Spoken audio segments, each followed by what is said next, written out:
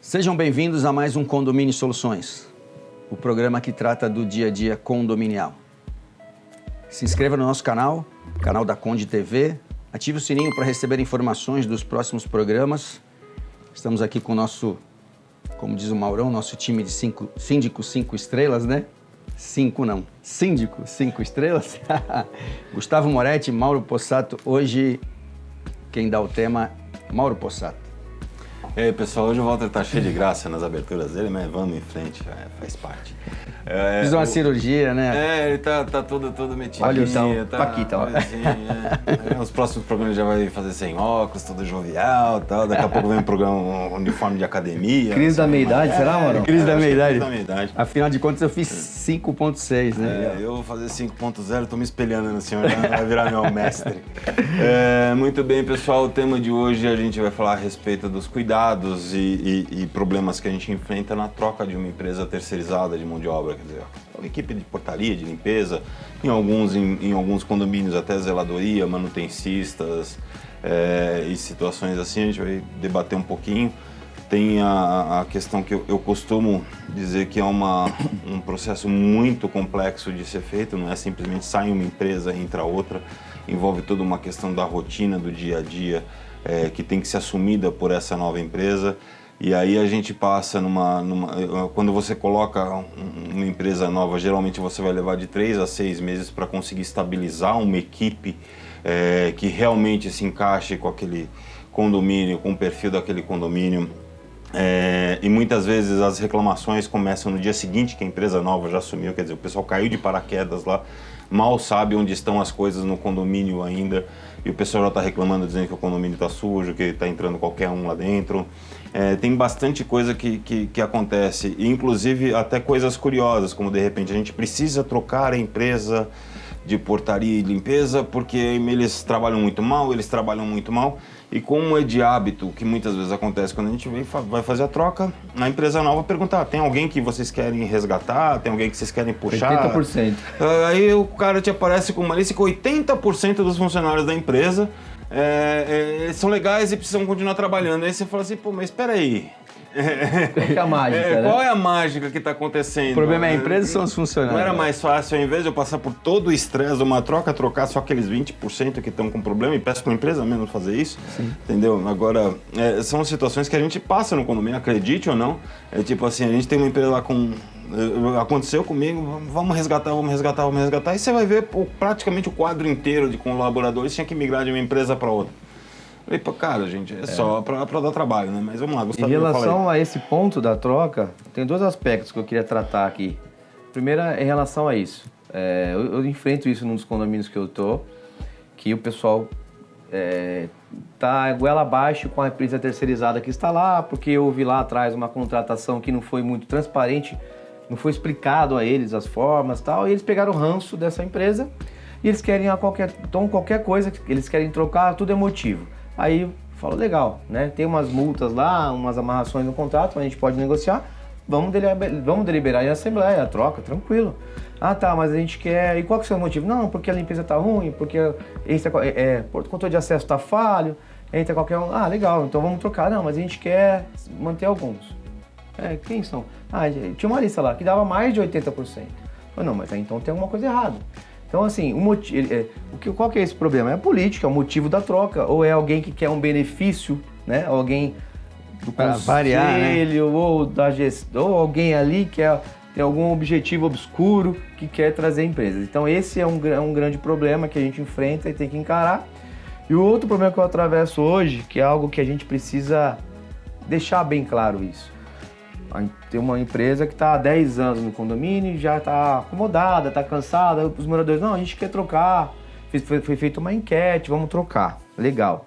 Foi feita uma concorrência, né? Trouxemos várias empresas, já aproveitamos nesse momento para reduzir custo, então tentamos buscar empresas com um custo mais enxuto, foi feito todo o trabalho junto ao conselho, trocado a empresa. Com 5, 6 dias começa, não, mas essa empresa é um lixo, essa empresa não pode, olha lá, olha como aquele latão de lixo tá cheio.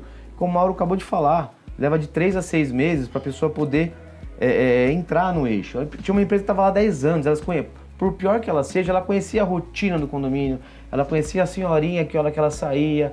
Essa empresa nova, ela precisa de um tempo, mínimo tempo de adaptação. E não são 5 dias, 15 dias, 30 dias. Né? E qual que é o grande problema disso? A crise que isso gera, né? Porque os caras começam a botar em xeque o nosso trabalho de síndico. Mas eles esquecem que foi deliberado, foi um pedido dos moradores, foi deliberado junto aos moradores, foi feita uma concorrência deliberada no conselho. E por que agora só o síndico é ruim? Por que agora só o síndico tem que responder por não estar funcionando? Poxa, não tá legal? Vocês não querem esperar? Beleza, vamos trocar de novo. Vamos trocar de novo, vamos fazer uma concorrência melhor. Então, assim, as pessoas, elas hoje, né, elas querem tudo muito rápido, querem tudo na hora, não tem paciência de esperar as coisas acontecerem, né? Eles querem o menor custo, querem a melhor limpeza, querem a melhor segurança e não quer, às vezes, pagar o quanto isso deve, né? E agora, numa concorrência que se a gente for fazer, fala, gente, tá bom, então a gente já viu que pegar o mais barato não adianta. Então, o que vocês querem? Vamos pegar uma empresa, vamos esquecer o valor, vamos uma empresa realmente no nível de qualidade que vocês querem, né? Vocês querem passar lá no hall e passar o dedo e não ter um pó, né? Isso tem que ter mais, às vezes tem que aumentar o efetivo, né? Se o condomínio é muito grande. Então, esses aspectos precisam tomar cuidado, alinhar as expectativas, eu diria. Não é nem só que é ruim ou é boa, é a expectativa. O que vocês querem com isso? Né? Em quanto tempo vocês querem esse resultado? Eu ganhei uma oposição num condomínio, que até saí dele, de uma pessoa meio que por conta disso. Por que eu falo que eu ganhei? Porque assim, essa pessoa nunca falou comigo, tá? Ela entrou lá como inquilino, depois acabou comprando um apartamento, aí passou a participar. Foi em uma assembleia, na verdade. Na assembleia nunca se manifestou, não falou nada. Depois a esposa que começou a ir, ela até falava mais. E aí teve uma época até que ela falou assim, não, mas como é que eu faço para falar com você? Aí a outra do lado falou assim, anota o número do telefone dele aqui, o WhatsApp, toda vez que eu mando o WhatsApp para ele me responde. Né? Quando você tiver algum problema, você entra em contato com ele. Mas esse cara, na verdade, ele criou uma antipatia natural, porque é o que eu falo, a gente nunca conversou assim, pessoalmente. Uma vez quando eu coloquei sobre as bandeiras lá, ele me mandou mensagem me ameaçando, não sei o quê, meio mal criada por causa do negócio das bandeiras. E ele apresentou, como ele tem uma balada lá em Santos, ele apresentou para o condomínio uma empresa para ser vigilante. O pessoal está querendo colocar um vigilante lá fora. Aí ele apresentou uma empresa. Aí beleza, eu não falei nada, deixei eles apresentar, o outro apresentou outra, também eu não apresentei nenhuma. Eles apresentaram, fomos para a Assembleia, e a Assembleia votou na empresa que ele estava fazendo. Tudo bem, então a partir de amanhã eu entro em contato com a empresa, vou pedir toda a documentação. Quando eu pedi a documentação, eu falei, pô, rapaz, assim, tu me manda a relação dos teus funcionários e os registros, né? Me manda os registros em carteira. Aí ele falou assim, não, Walter, eu não tenho funcionário registrado. Então, mas como é que tu vai pôr um vigilante aqui se tu não tem funcionário registrado? Não, inclusive, foi o orçamento que me pediram. Eu até registro, se você quiser, eu registro, mas o preço não é esse. O preço não é esse. Aí eu chamei uma outra assembleia no mês seguinte, por isso que eu falei no outro programa que a gente marcou várias assembleias. Marquei uma assembleia no mês seguinte, falei, pessoal, seguinte, tá aqui a empresa não tem como atuar, ela não tem funcionário registrado. E aí eu já trouxe outros orçamentos, inclusive a própria empresa que já fazia portaria e limpeza lá. E também apresentei as documentações, tive o cuidado de pesquisar a documentação de cada empresa e tal. E aí eu falei, ó, vocês apresentam aqui, coloca, mas quem vai assinar o contrato sou eu. A responsabilidade é minha. O patrimônio que está em risco aqui é o meu. Então, na verdade, eu jamais vou assinar um contrato com uma empresa que tenha problema legal aqui. Tá vendo essa empresa aqui que trouxeram, que o morador apresentou? Primeiro, ela não tinha funcionário registrado. Agora, ela diz que registra. Então, ela ainda vai contratar, ainda vai registrar. Só que assim, o KNAI dela não permite que ela faça a função de vigilante. Ela pode ter limpeza. Se ela quiser botar 3 pessoas para limpar aqui e trocar, fizer um preço melhor, ela pode trabalhar. Mas ela não pode atuar como vigilante. E aí você ganha um inimigo, porque é aquilo que tu falou, as pessoas têm interesses pessoais. Querem mudar. Eu tive um condomínio que eu entrei também, o pessoal... Não, que essa empresa de portaria e limpeza é ruim. Quando eu comecei a ver, eu vi que a limpeza do prédio estava perfeita, porque o cara via, era uma empresinha menor, mas estava perfeita, documentação, tudo ok. E é o seguinte, eles tinham um problema lá amarrado no prédio, no condomínio. Todos os equipamentos, todos os EPIs, todos os EPCs, tudo, até o ar-condicionado da portaria, era tudo da empresa. Aí eu falei, se você for comprar tudo isso de novo, que você deveria ter comprado na implantação, não compraram. Se for comprar tudo isso aqui, ela está cobrando o mesmo preço das outras empresas, porque ela já pagou esse equipamento. Então tem esses interesses pessoais e as pessoas não olham realmente... pega pela cara, né? É isso. A gente tem algumas questões assim. Primeiro, eu sempre adoto que a questão de trocar a empresa prestadora de serviço terceirizado é uma prerrogativa do síndico. Sim. Ele não precisa submeter isso à Assembleia, ele não precisa fazer nada, desde que, obviamente, ele esteja dentro da previsão orçamentária que lhe foi concedida. Tá? E tem aquele escopo de atuação, essas coisas todas, ele siga as premissas básicas. Você vai colocar a empresa A, B, C, isso é prerrogativa dele, por isso dificilmente eu levo alguma coisa nesse sentido. Mas isso dói ouvir, hein, Mauro? Isso aí, quando vocês... Cara... Isso aí, dói. Isso dói pra eles, ouvir. Explica pro conselho, né? Por que você colocou essa empresa? Muitas vezes eu discuto com o conselho propostas e tudo mais, compartilho, que nem a gente falou no último programa, a gente faz a cortesia de debater com o conselho. Mas a gente tem 3 princípios básicos que fazem a gente trocar uma empresa terceirizada de mão de obra. Uma é se o serviço está ruim, tá? E isso geralmente... tem que ter indicadores. Tem que ter os indicadores. Já tentou várias coisas, já trocou funcionário. Isso geralmente é uma demanda que surge através dos condôminos. Os condôminos começam a reclamar, você começa a ter um ponto de atenção, você identifica, comprova, você vai trocar uma vez que a empresa não te atendeu. A segunda é uma questão efetivamente financeira. De repente você precisa de um apoio da empresa, uma questão de uma empresa um pouco mais barata, de alguma ajuda nesse sentido, a empresa não está disposta, ela quer fazer o reajuste dela, fazer algumas coisas assim.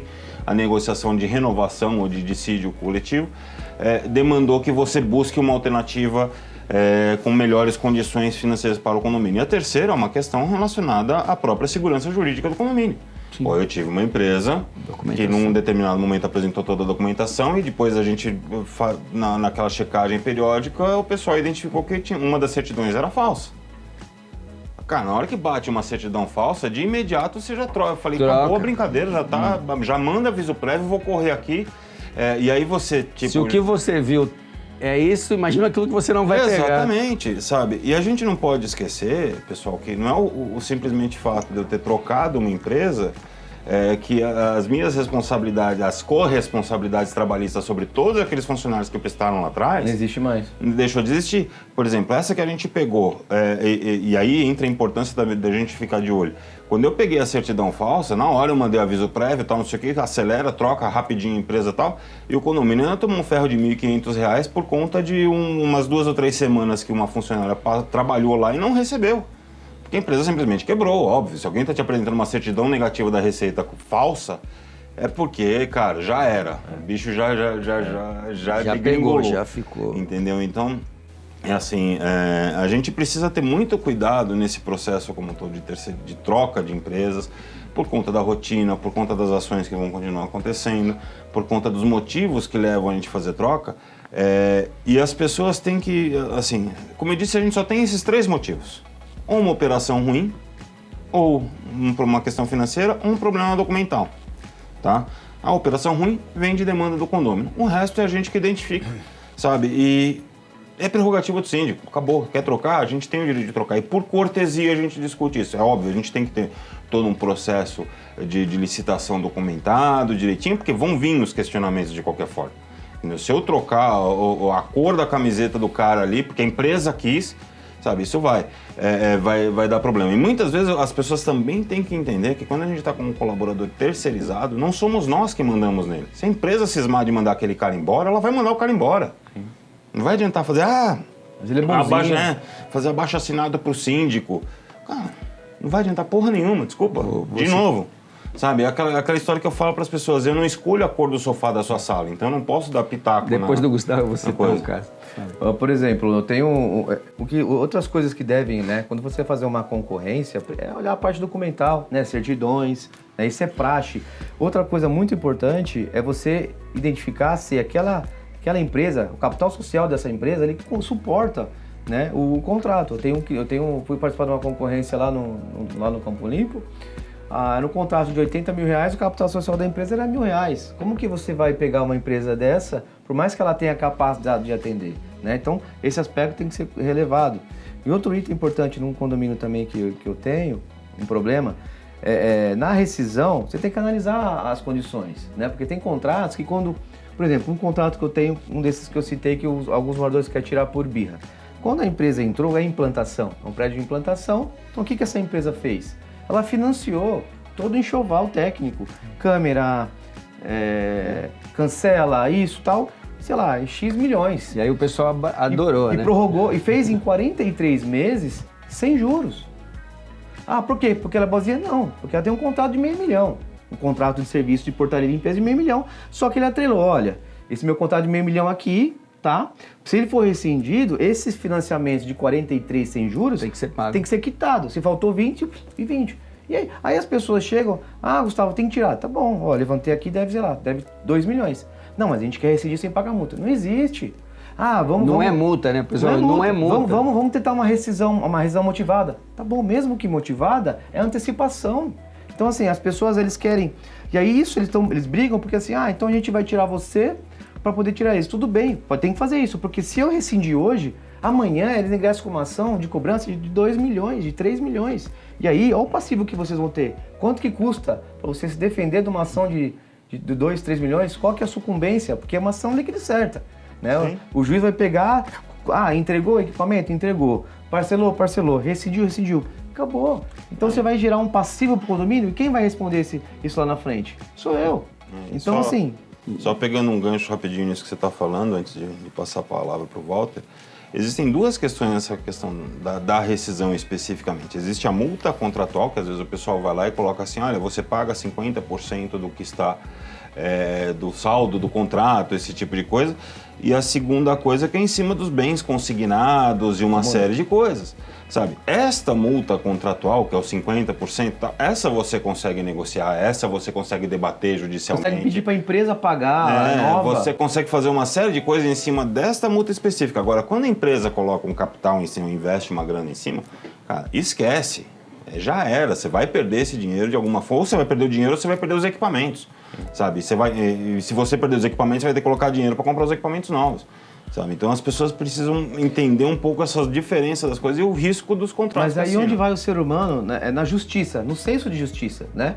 Gustavo, você protege, mas espera aí, gente, você como prestador, você gostaria de ter investido X lá, né? Na maior boa vontade, né? E aí do nada a pessoa rescindir e você sair sem te pagar nada? Não existe isso. E a gente tem como obrigação dar o alerta, falar assim, vai acontecer isso. Vocês querem correr o risco? Beleza. Sabe, só que aí eu vou me amparar por uma decisão de assembleia exatamente para livrar minha responsabilidade lá na frente. Mas aí, pergunta pro mestre. Você delibera isso, você deliberar uma rescisão já expondo que vai dar problema, né? Você se isenta da responsabilidade na assembleia? Na frente? Então, vamos lá. Basicamente é o seguinte, vou colocar o meu entendimento a respeito disso, tá?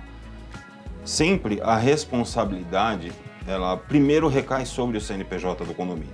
Depois se atua em cima de um direito regressivo contra o síndico, que é a pessoa física que ocupava aquele cargo.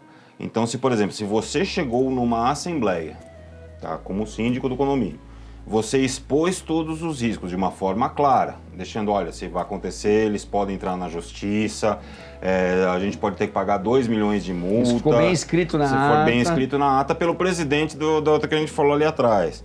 Sabe, você deixar isso tudo muito claro e falar assim, gente, vocês querem correr este risco? E as pessoas disserem que sim, automaticamente o teu CPF, não significa que você não vá ser processado.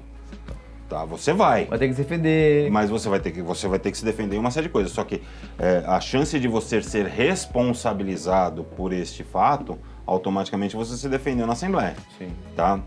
Lembrando que, assim, são situações em que envolvem, no meu entendimento, questões relacionadas a contrato. Não é porque, de repente, sabe, se chega lá e fala assim, uma Assembleia, pessoal, o que vocês acham de eu pegar o Gustavo e enforcar ele? Se o pessoal aprovar, eu vou me livrar disso? Não vou. Em hipótese nenhuma, porque ninguém tem o direito de aprovar alguma coisa que seja um crime. Exatamente. Tá? Então isso tem que ficar muito claro. O síndico ele vai continuar respondendo uma série de coisas, mas ele minimiza os efeitos disso, isso no meu entendimento, eu volto a dizer, tá? Se ele se cercar bem com as questões de Assembleia em situações de risco. Na verdade, até em cima disso que o Mauro falou, eu falo porque eu já fui num processo judicial, você vai ter a possibilidade de usar a ata na sua defesa no processo. Talvez você se livre do regresso, né? Porque o condomínio vai te acionar para você dar o regresso daquilo que você causou, entre aspas, porque foi você que assinou a rescisão, tá? E aí você vai usar a ata para se defender. Pode ser que o juiz aceite, pode ser que o juiz não aceite. O condomínio que eu moro até, o juiz botou lá na sentença dele. Apesar do contrato leonino, ele foi assinado. Condenou o condomínio a pagar. E ponto, né? Fazendo um paralelo a isso, aquilo que eu expliquei na Assembleia do condomínio que eu fui, daquele programa que a gente fez dos elevadores. Tinha gente lá querendo que eu tivesse processado a empresa de elevadores por um problema que estava sendo causado, eu estou vendo isso, que está sendo causado pelos próprios moradores, que está dando dano ao elevador. Só que as pessoas não enxergam, elas acham que o elevador é uma porcaria, que a empresa tinha que trocar os elevadores. Queria que eu acionasse. E eu falei isso na Assembleia. Falei, pessoal, eu preciso, apesar de não ser advogado, ter responsabilidade de não colocar o condomínio numa situação de risco judicial e, consequentemente, eu protegendo o condomínio, eu estou me protegendo. Eu falei, eu tenho um patrimônio que eu construí ao longo da minha vida e 2 filhos para criar, uma esposa e 2 filhos para criar. Então, na realidade, eu tenho que proteger o patrimônio da minha família. Eu não vou... Porque, assim, essa mesma pessoa que quer que você faça, que quer que você troque, que quer que você assina, quando a coisa der errado, vai ser a primeira pessoa a te acionar na justiça. É o que eu falei nesse exemplo aí, que todo mundo escolheu, só que agora aponta pro síndico. Não, eu particularmente não quebraria um contrato numa situação dessa, não me colocaria em risco. É aquilo que a gente fala, assim, e eu posso dizer que eu sou, assim, tô à vontade de falar isso porque eu falo muito, né? Então eu fico bem à vontade. Quando a gente fala uma coisa, ou quando a gente faz uma coisa, a chance que a gente tem é de se prejudicar. Dificilmente você vai falar alguma coisa para alguém e aquilo pode... Nossa, o Walter é top, o Gustavo, o Mauro, eles são top porque tá falando... Né? Eu falo isso numa discussão com um morador, por exemplo. Porque a pessoa já está com a cabeça já feita em relação a isso. Então, às vezes... é melhor você se proteger e perder o condomínio, como aconteceu comigo nesse caso do elevador. Eu perdi o condomínio por conta disso, né? Isso foi um grande motivo que eu perdi o condomínio. Mas pelo menos eu cheguei em casa, deito a cabeça no travesseiro e vou dormir. Porque assim, eu já passei por isso quando eu fui síndico no meu condomínio, tá? A ação foi de Santos a Brasília. Eu ganhei em todas as instâncias. Em todas foi dado improcedente. Eu estava correto. Mas eu poderia, se eu tivesse a experiência que eu tenho hoje lá na época, em 2014, eu poderia ter evitado essa ação judicial. Eu fui naquela de vamos defender o condomínio, vamos defender não sei o quê, fui contra a empresa, né? E o condomínio perdeu a ação. Mas eu costumo falar para meus clientes, Mauro, quando a gente dá consultoria lá na área contábil, que existem situações que cabe arriscar, né? Ó, essa situação aqui, ó, se você fizer aqui, pode ser que aconteça isso. Pode ser que aconteça aquilo. Porém, existem situações que não que vai acontecer, porque é claro, é certo. Sim. É uma coisa ali que dê certo. É uma coisa, eu devo para você e se eu não te pagar? Existia um mito, né, na área fiscal que se você tivesse impostos e não pagasse, depois de um tempo prescreve. E não é assim. Então muitos chegavam para mim, eu devo, mas daqui 5 anos não vai prescrever. Eles vão cobrar, eles vão assar, Então assim, isso aqui você tem que parcelar. Isso aqui você tem que pagar. Agora, tem outras coisas que, isso aqui você pode, né? E a mesma coisa, tem situações que você não é risco. Vai acontecer. É só você esperar o momento, não é se vai, é quando vai. Quando vai. Então, nesse tipo de contrato, nesse tipo de situação, onde a gente responde, inclusive com o nosso patrimônio, você imagina que eu prefiro perder o contrato do que correr o risco de tomar um regresso do condomínio numa ação de 3 milhões. Eu não faz isso. Gustavo, eu numa ação de 200 mil, eu gastei 50 de advogado. Olha. 50 de advogado. Eu paguei quase 1 ano de trabalho. Eu devolvi praticamente nessa ação quase 1 ano de trabalho que eu tive naquele condomínio. Então é mais fácil perder o condomínio. Vale a pena? Não, mais fácil perder o condomínio do que ter uma ação judicial. Então, gente, eu acho que alguém tem mais algo para falar? Eu acho que é só realmente ficar nessa questão dos riscos, é ficar de olho nas cláusulas contratuais, em quem você está contratando, esse tipo de coisa que a gente debateu. Documentação. Aqui, né? A gente fugiu um pouquinho em cima dos exemplos que a gente deu, mas acaba sendo tudo igual. Até em cima disso, só para finalizar, eu sempre falo nos conselhos e falo para as pessoas, até pela experiência que eu tive desse processo. Foi o único nesses 10 anos, mas serviu de experiência, porque foi lá no começo. Só o síndico pode ser processado num condomínio. Ninguém mais. O conselho não é processado. Ainda que tenha um termo assinando que responde junto. Ainda que tenha, entendeu? Ninguém pode ser processado no condomínio. O síndico pode até puxar alguém em algum momento por alguma coisa, dependendo do que acontece. Mas só o síndico pode ser processado, que o Mauro falou. Primeiro é o CNPJ que responde, e quem responde pelo CNPJ é o síndico que foi eleito. Bom, gente, então é isso. O que a gente quer deixar aqui para vocês, né, que estão nessa situação tomem cuidado na hora de fazer um contrato, né? Verifique se não tem cláusula leonina, verifique se no momento de uma necessidade de rescisão isso poderá ocorrer de uma forma tranquila, né? E tome os cuidados antes, para depois não sofrer. E por hoje é só. Curta e compartilhe com o maior número de pessoas possíveis. Estamos nas plataformas de podcast e até o próximo programa.